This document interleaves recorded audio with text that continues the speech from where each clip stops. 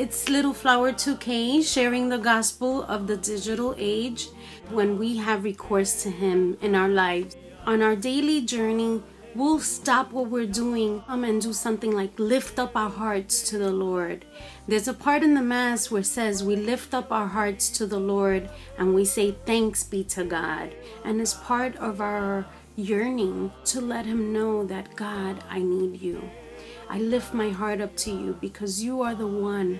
You are the one that can make this better. You are the one that can complete me into being what I was meant to be here on earth. Since in the Mass where we say we lift up our hearts, when we hear these words at the high point of the Mass at the start of the Eucharistic prayer, in Scripture the exhortation to lift up is often associated with offering oneself to God through prayer. Psalm 25 verse 1 to 2 is part of a cry, our cry for God's mercy and His presence.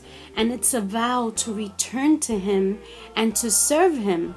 We can also see that in Lamentations chapter 3 verse 41 and Lamentations 2 verse 19.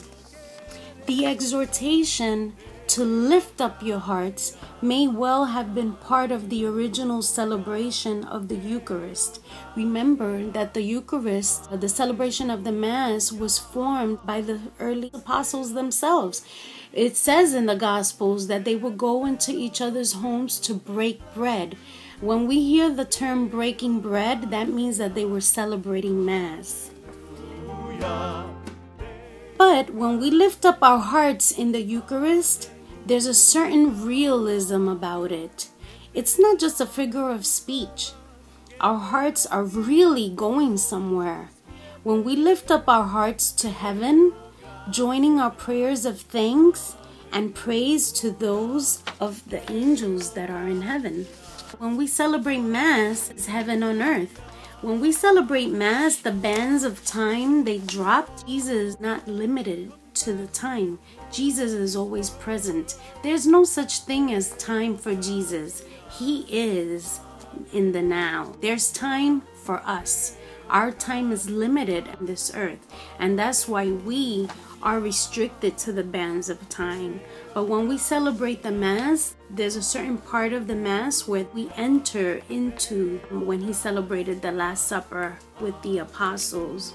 So it's really important to know that at a certain point of the Mass, the sky is opened, even though we don't see it, but heaven comes down to the altar. And Jesus descends down to the altar every day. When we celebrate Mass, we celebrate heaven on earth. But in the Mass, we enter heaven itself, the angels and the saints in heaven. Our liturgy on earth is part of the eternal heavenly liturgy. The Mass, in other words, is heaven on earth. But before we go to heaven, we should always review how the Mass leads us to this point. So it's really important to be more engaged while we're celebrating the Mass. We have to start to learn what we do when we celebrate Mass, which in our daily lives, just to learn that we lift up our hearts to Him each moment, each second. As soon as we wake up in the morning, our first thought should be Him, giving thanks for having preserved us through the night, offering our days, our works, actions, and prayers to Him, whether they be good and whether they be bad. The Lord loves us so much, and we should love Him as well. But that is a process. We learn how to love Him little by little, and that's when we incorporate prayer in our lives. And that's it for today, my friends. Thank you so much. If you have any questions, please comment or inbox me, and I will be happy to provide you any more links or resources to lifting up your hearts to the Lord. Thanks be to God.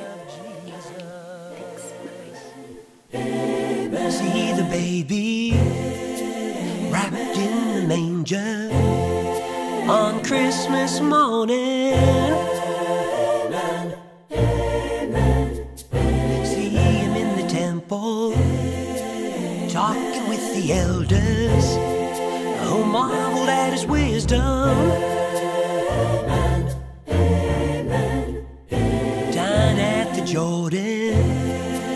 John was baptizing, and 7 all sinners.